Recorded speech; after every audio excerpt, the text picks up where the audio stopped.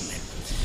ఆయన ఒక్క చిరునవ్వు నవ్వి అన్నాడు, సుతుడు కావాలి, వాడు నీ కొడుకు అయ్యి ఉండాలి, అయోనిజుడయ్యి ఉండాలి, జరామరణములు లేనివాడయ్యి ఉండాలి, నాతో సమానుడయ్యి ఉండాలి.